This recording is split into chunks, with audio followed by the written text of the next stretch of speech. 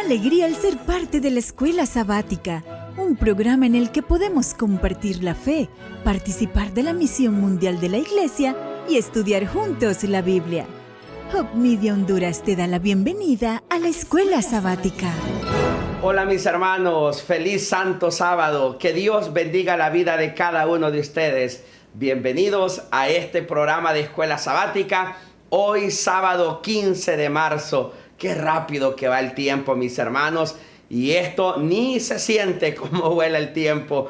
Esta mañana es una mañana muy especial y yo deseo que Dios bendiga la vida de cada uno de ustedes y también de sus seres queridos. Esta oración es para dar inicio a nuestro programa de Escuela Sabática. Querido Padre Celestial, en tus manos de amor deposito este programa, pero también la vida de cada uno de mis hermanos. Bendíceles y guárdales donde quiera que estén, en el nombre de Jesús. Amén y amén. Sigue en sintonía de Hope Media Honduras, llevando esperanza. Yo deseo que usted se encuentre muy bien, hermano. Y para alegrar su corazón y que exaltemos juntos el nombre de nuestro Dios, le invito para que juntos alabemos el nombre de nuestro Dios a través del siguiente himno.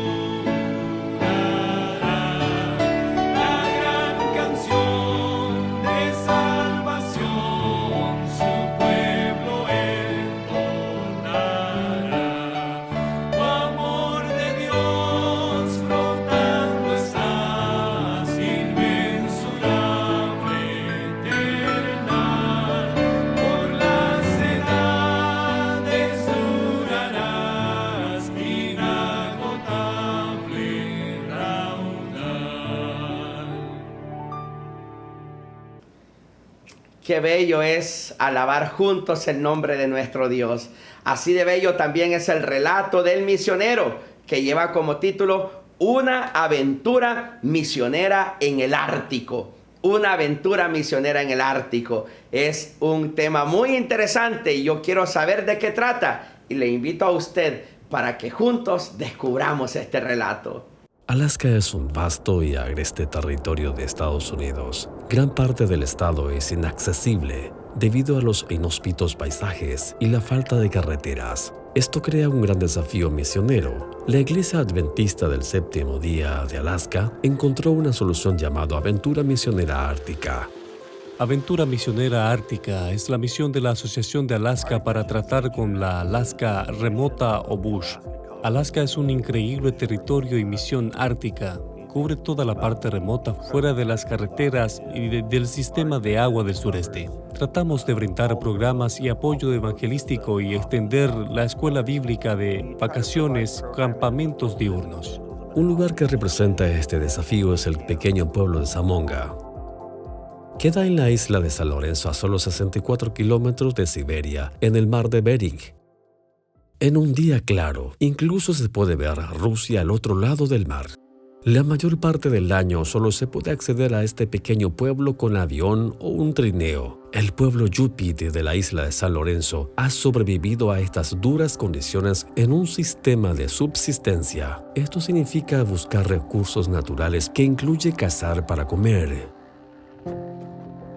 Zamonga es la mayor comunidad cazadora de Alaska. Somos la capital mundial de las morsas. Cazamos ballenas de Groenlandia, que son casi los mamíferos más grandes. Amo Zamonga, porque sabes que es el hogar. En 1980, la Iglesia Adventista de Zamonga creció de 4 a 25 miembros debido al ministerio del pastor Ken Crawford. 40 años después, un miembro que él bautizó es todavía un líder de la iglesia. Mi esposa estaba interesada en la iglesia adventista. Hizo varios estudios bíblicos en Ken Crawford. Después, yo me uní a ellos y fuimos bautizados en 1982. Realmente me gusta estar aquí. Una misionera llamada Eloy fue enviada a la aventura misionera ártica para apoyar a Eugen y a la iglesia adventista de Zamonga. El dedicado trabajo misionero de Eloy se llevó a un día especial del verano pasado. Pudimos ver uno de los bautismos más grandes de nuestra asociación aquí en Zamonga, en el mar de Bering. Esto realmente arrojó una luz sobre lo que Dios está haciendo aquí en remota Alaska. Uno de esos nietos fue Faid. Mi abuelo quería que me bautizara desde que era preadolescente y yo quería cambiar, así que me bauticé. Doy gracias por estar aquí, porque me mantiene en el camino correcto. Por historias como esta, Aventura Misionera Ártica sigue trabajando en áreas remotas a través de la isla San Lorenzo y Bush de Alaska. Tratamos de ayudar a nuestros obreros misioneros que viven en el pueblo para que sean manos y los pies de Jesús. Como dice en el Ministerio de Curación, el método único de Cristo es mostrar pasión, mezclarse y suplir sus necesidades y entonces llamarlos para que sigan a Jesús. Y así tratamos de vivirlo en carne propia. Cuando aparece Jesús, las vidas son transformadas y no siempre podemos medir el impacto. Por favor, ore por la obra de Aventura Misionera Ártica. Parte de sus ofrendas apoyarán sus proyectos en la zona más remota de Alaska. Gracias por apoyar la obra misionera en todo el mundo.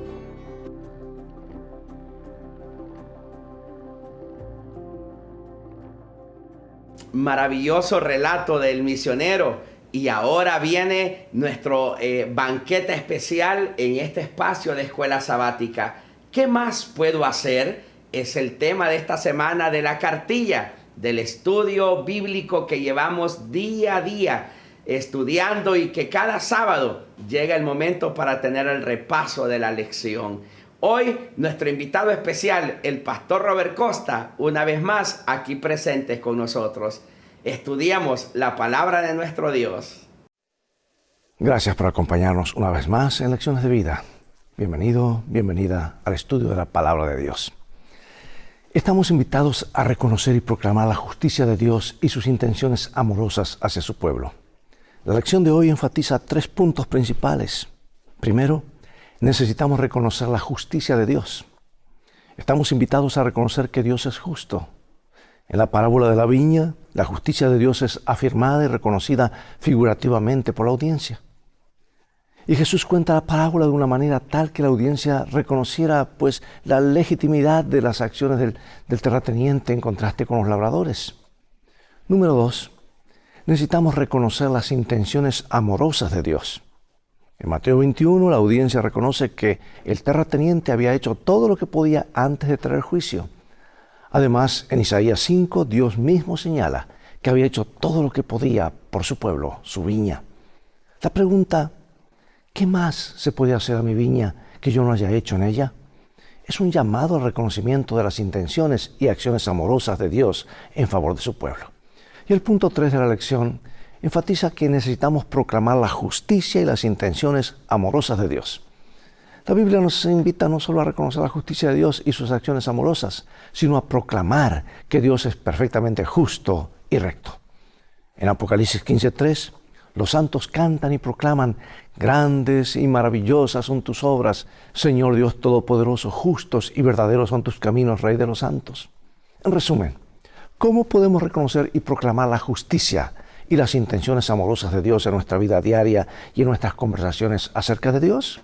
Ve por tu Biblia y ábrela en San Juan 18 y en un momento más regresaré para que la estudiemos juntos.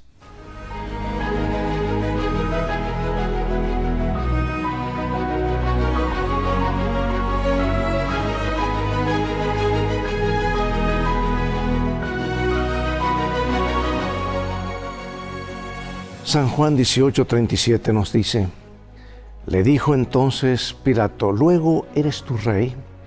Respondió Jesús: tú dices que yo soy rey. Yo para esto he nacido y para esto he venido al mundo, para dar testimonio a la verdad. Todo aquel que es de la verdad oye mi voz. Hace algunos años fue publicado en la revista Guide un cuento infantil muy perspicaz. La historia se centra en un niño huérfano llamado Denis, quien fue adoptado por una familia en la época medieval. Denis odiaba apasionadamente al rey de su tierra porque cuando sus padres se enfermaron, los soldados del rey se lo llevaron y nunca volvió a verlo. Mucho después supo que el rey lo separó para evitar que las personas sanas padecieran los horrores de la peste negra. La verdad acerca del rey liberó a Denis del odio que había albergado casi toda su vida. El rey había actuado siempre y en todos los casos por amor a su pueblo. Hoy, muchas personas ven a Dios como Denis veía al rey. El mal que han presenciado o experimentado los lleva a odiar a Dios o a negar su existencia. ¿Dónde está Dios cuando sufrimos?, se preguntan. Si Dios es bueno, ¿por qué existe tanto mal? El conflicto cósmico, amados, arroja luz sobre esta cuestión crucial, pero quedan muchos interrogantes. Y tenemos que aprender a vivir con interrogantes. Un día nos serán explicados. Sin embargo, cuando todos nuestros intentos de respuesta no nos satisfacen, vuelvo a repetir, podemos mirar a Jesús en la cruz y ver que en Él es posible confiar en Dios a pesar de todas las preguntas que siguen sin respuesta. Aunque hay un enemigo en acción al que el propio Cristo se refiere como usurpador, príncipe de este mundo, el verdadero Rey del universo es Jesucristo. Jesús vence por nosotros y en Él podemos obtener la victoria, incluso en medio de las dificultades y el sufrimiento. De hecho, la obra de Cristo contrarresta al enemigo en todo momento. Hemos visto que en las Escrituras describen al diablo como el engañador del mundo entero desde el principio, el calumniador y acusador de Dios y de su pueblo en el cielo, y como el gobernante usurpador de este mundo. Veamos otra vez qué nos dice este texto acerca de la obra de Cristo para contrarrestar los engaños del enemigo. ¿Y qué significa el hecho de que Jesús es el Rey? Juan 18:37, el mismo versículo de memoria. Le dijo entonces Pilato: ¿luego eres tú rey? Respondió Jesús: tú dices que yo soy rey. Yo para esto he nacido y para esto he venido al mundo, para dar testimonio a la verdad. Todo aquel que es de la verdad oye mi voz. Aunque las Escrituras enseñan que Satanás es el archiengañador y calumniador, acusador y usurpador gobernante de este mundo, también enseñan que Jesús venció a Satanás en todos los sentidos. Porque Jesús vino al mundo para dar testimonio de la verdad. Número 2, por medio de la cruz Jesús demostró de manera suprema la justicia y el amor perfectos de Dios, refutando así las calumnias del diablo. Y número 3, Jesús finalmente destruirá al reino del diablo. ¿Quién sabe que le queda poco tiempo y que reinará para siempre y siempre jamás nuestro Señor Jesús? En última instancia, e independientemente de lo que haga, Satanás ya es un enemigo derrotado. Y en vista de ello, la clave para nosotros consiste en reclamar cada día, momento a momento, la victoria lograda por Cristo en favor de nosotros y las promesas que la cruz nos ha ofrecido. Sabemos qué bando resultará victorioso en el gran conflicto. Por eso pregunto, ¿cómo determinan nuestras decisiones cotidianas el bando en que estamos? ¿Cómo podemos asegurarnos de estar del lado vencedor incluso ahora? La obra de Cristo, amados, deshace en todo momento la del diablo. Según 1 Juan 3:8, Jesús vino para destruir las obras del diablo y para destruir por su muerte al que tenía el dominio de la muerte, a saber, el diablo. Sin embargo, la derrota total del dominio del enemigo ocurre en 2 etapas. Primero, Cristo refuta las calumnias de Satanás mediante la obra de la cruz. Luego, Satanás y su reino serán destruidos. Nos dice Romanos capítulo 3, versículo 23 al 26 y luego el 5:8. Por cuanto todos pecaron y están destituidos de la gloria de Dios, siendo justificados gratuitamente por su gracia mediante la redención que es en Cristo Jesús, a quien Dios puso como propiciación por medio de la fe en su sangre, para manifestar su justicia a causa de haber pasado por alto en su paciencia los pecados pasados, con la mira de manifestar en este tiempo su justicia, a fin de que Él sea el justo y el que justifica al que es de la fe de Jesús. Mas Dios muestra su amor para con nosotros en que, siendo aún pecadores, Cristo murió por nosotros. Bueno, como hemos visto, el enigma afirma que Dios no es plenamente justo y amoroso, es lo que el diablo dice. Sin embargo, Dios proveyó en la persona de Cristo la máxima manifestación de la justicia y el amor divinos. Y lo hizo por medio de la cruz. Después de la muerte de Jesús, como comenta mi autora favorita, Elena de White, vamos a leerlo porque es un párrafo maravilloso. Dice así: Satanás vio que su disfraz le había sido arrancado. Su administración quedaba desenmascarada delante de los ángeles que lo habían caído y delante del universo celestial. Se había revelado como homicida y al derramar la sangre del Hijo de Dios se había desarraigado de la simpatía de los seres celestiales. Ahora veamos Apocalipsis 12, 10 al 12. Entonces oí una gran voz del cielo que decía: ahora ha venido la salvación, el poder y el reino de nuestro Dios y la autoridad de su Cristo, porque ha sido lanzado fuera el acusador de nuestros hermanos, el que los acusaba delante de nuestro Dios día y noche. Y ellos le han vencido por medio de la sangre del Cordero y de la palabra del testimonio de ellos, y menospreciaron sus vidas hasta la muerte. Por lo cual, alegraos cielos, y los que moráis en ellos. Ay de los moradores de la tierra y del mar, porque el diablo ha descendido a vosotros con gran ira, sabiendo que tiene poco tiempo. Este texto, juntamente con Génesis 3:15, arroja luz sobre el significado cósmico de la victoria de Cristo en la cruz. La historia de la redención provee abundantes evidencias de que podemos confiar en que Dios siempre obra para que lo bueno finalmente ocurra en favor de todos los implicados. El Dios de las Escrituras siempre hace lo bueno y preferible con los medios de que dispone en medio del gran conflicto. ¿Por qué es tan importante entonces que el conflicto cósmico se demuestre que Dios, en este conflicto, se muestre que Dios se caracteriza por justicia y amor? Cuando reflexionas acerca de la cruz y de todas las obras de Dios en el plan de redención, ¿cómo te ayudan las obras de Dios a confiar en su amor, incluso en medio de las dificultades y el sufrimiento? Amados, Dios ha manifestado asombrosamente su amor y su justicia en medio del conflicto cósmico. Sin embargo, algunos podrían preguntarse, ¿debería Dios haber hecho más de lo que hizo para prevenir o eliminar el mal? Como hemos visto, el trasfondo cósmico de este conflicto muestra el respeto de Dios por el libre albedrío es necesario para que pudiera existir una relación de amor perfecta entre Él y la humanidad. Además, Dios se ciñó a ciertas limitaciones morales o reglas de enfrentamiento en el contexto de una disputa cósmica acerca de su carácter, algo que solo puede resolverse mediante la demostración de su amor. Mira lo que dice Isaías capítulo 5. Ahora cantaré por mi amado el cantar de mi amado a su viña. Tenía mi amado una viña en una ladera fértil. La había cercado y despedregado y plantado de vides escogidas. Había edificado en medio de ella una torre y hecho también en ella un lagar, y esperaba que diese uvas, y dio uvas silvestres. Ahora pues, vecinos de Jerusalén y varones de Judá, juzgad ahora entre mí y mi viña. ¿Qué más se podía hacer a mi viña que yo no haya hecho en ella? ¿Cómo, esperando yo que diese uvas, ha dado uvas silvestres? ¿Quién habla en estos versículos? ¿Quién está hablando? Es Dios. ¿De qué habla aquí Isaías? Pues de Israel. ¿A quiénes representa la viña y el viñador? Es obvio, ¿verdad? ¿Y qué significan las acciones del viñador en favor de su viña? El versículo 7 dice claramente, la casa de Israel es la viña de Jehová. Amados, en estos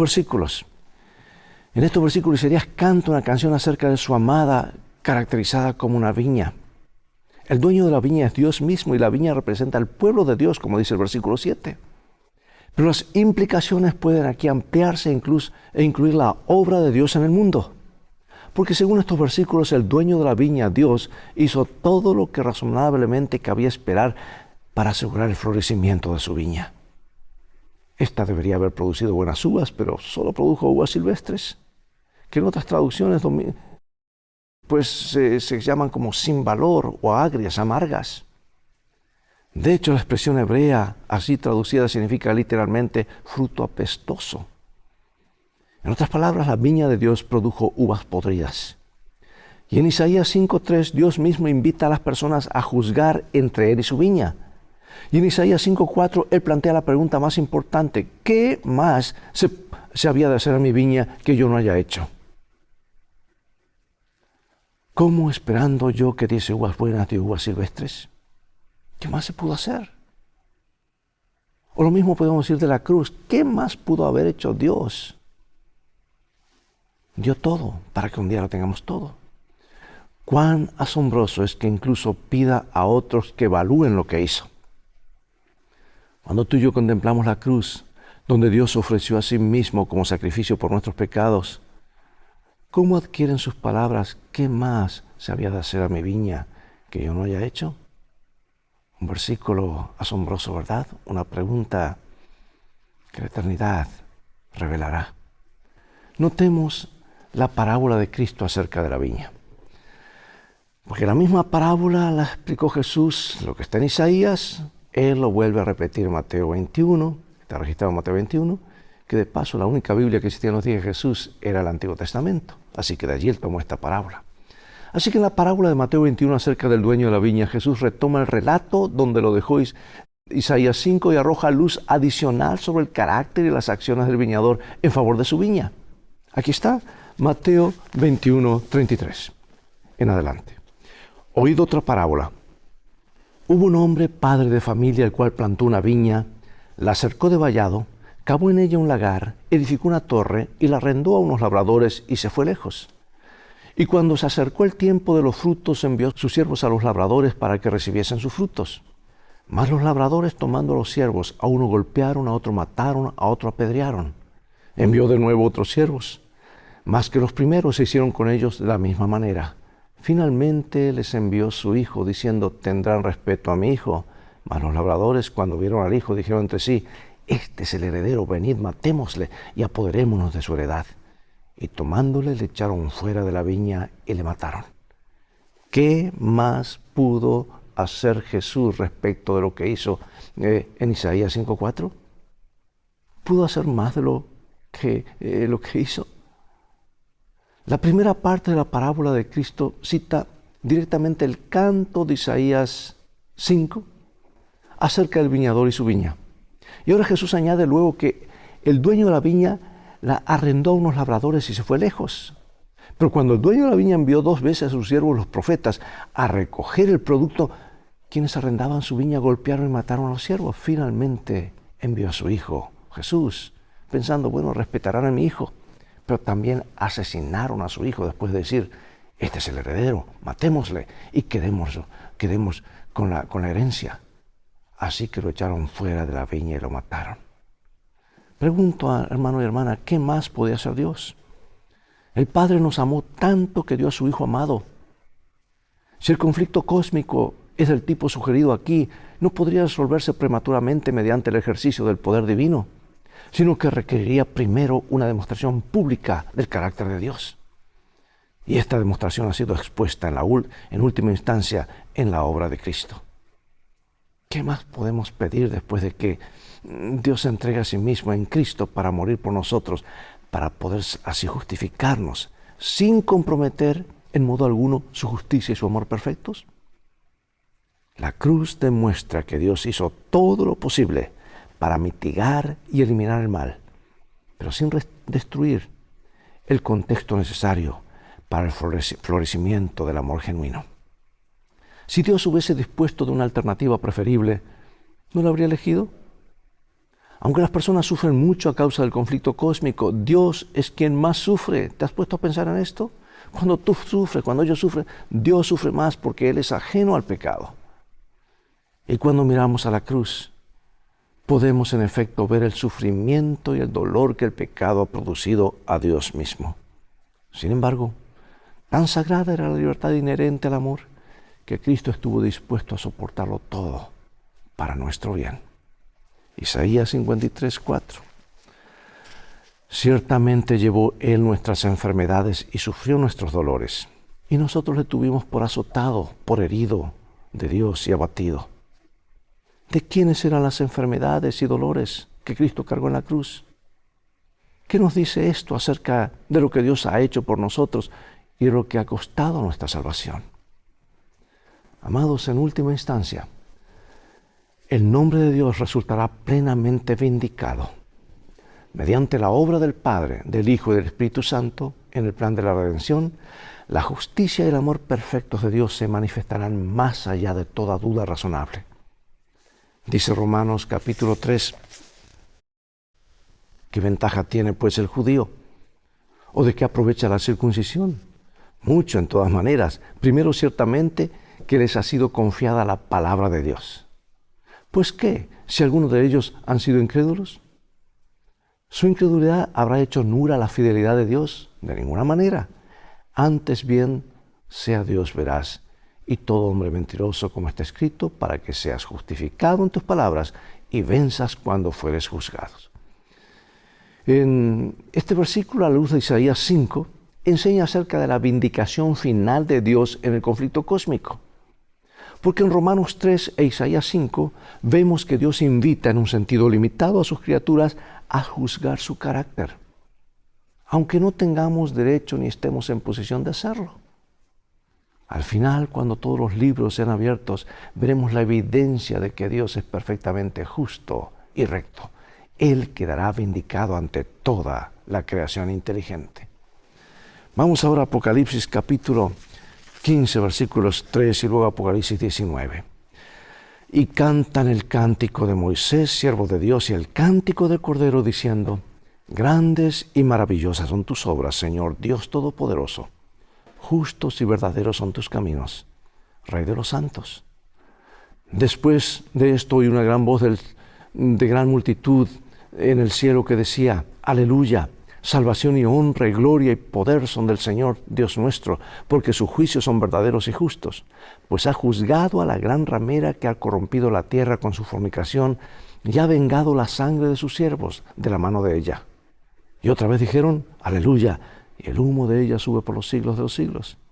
Y los 24 ancianos y los 4 seres vivientes se postraron en tierra y adoraron a Dios que estaba sentado en el trono, y decían: amén, aleluya.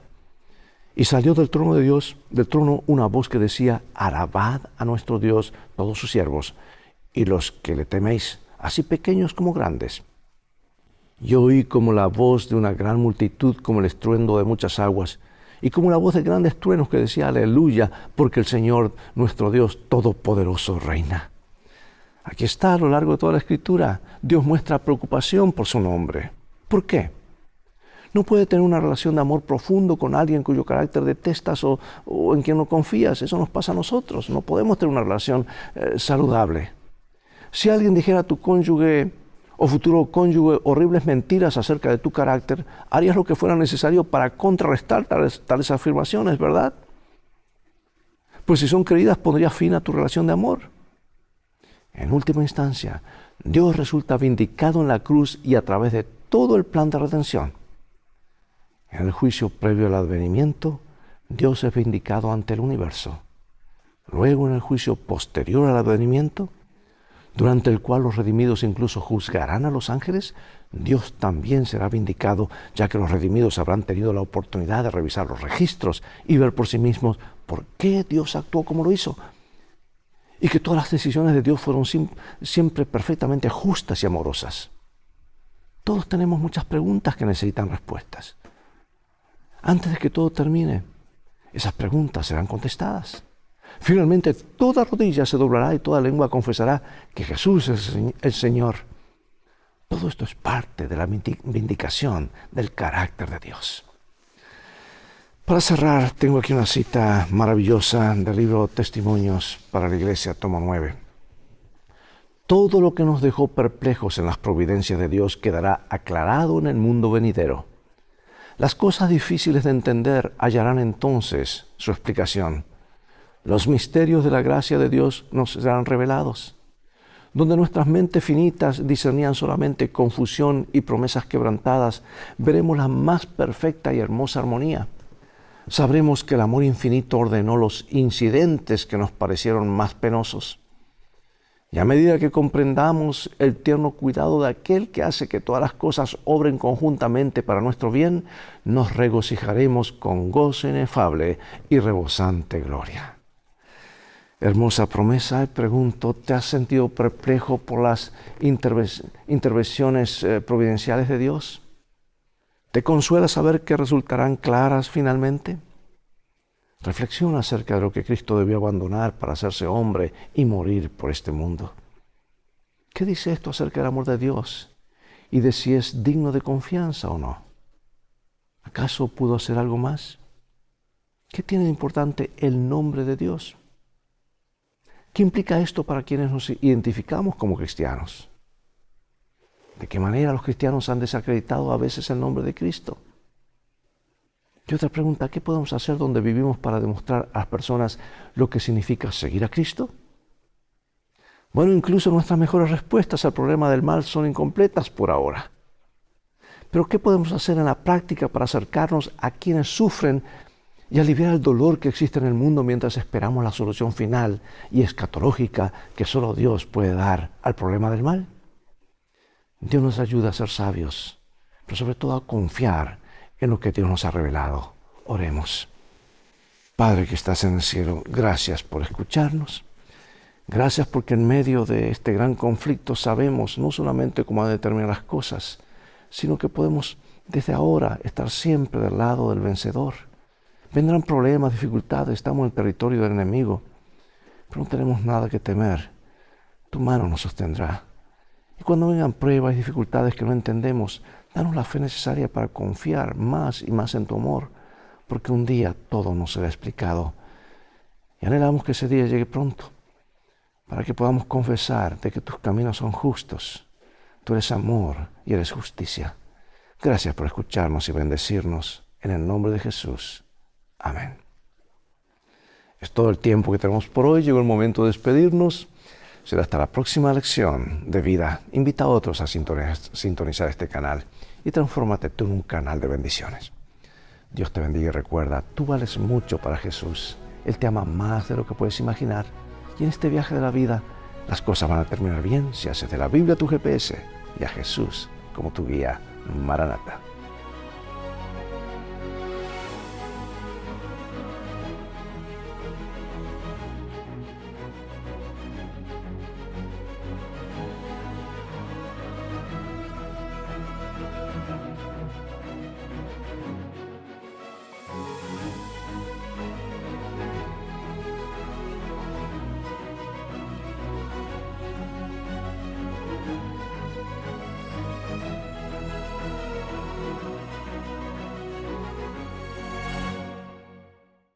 Gracias, Pastor Costa, por ese repaso tan maravilloso y especial que usted nos brinda. Y gracias también a usted, querido hermano, por su fiel compañía y por estar pendiente de su programa especial de Escuela Sabática. Ahora ha llegado el momento de entrar al culto divino y de probar el mensaje de la palabra de nuestro Dios, de disfrutarlo, de comer ese banquete del mensaje de esta mañana. Pero antes de ello, despedimos Escuela Sabática con esta palabra de oración. Querido Dios, muchas gracias por sus misericordias y por sus bondades. Bendice a mis hermanos donde quiera que estén. Que tu paz y que tu gracia sea con ellos hoy, mañana y siempre. Y que al momento de entrar al culto divino, nuestro corazón también se llene de tu amor. Lo rogamos en el nombre de Jesús. Amén y amén. Sigue en sintonía de Hope Media Honduras, llevando esperanza.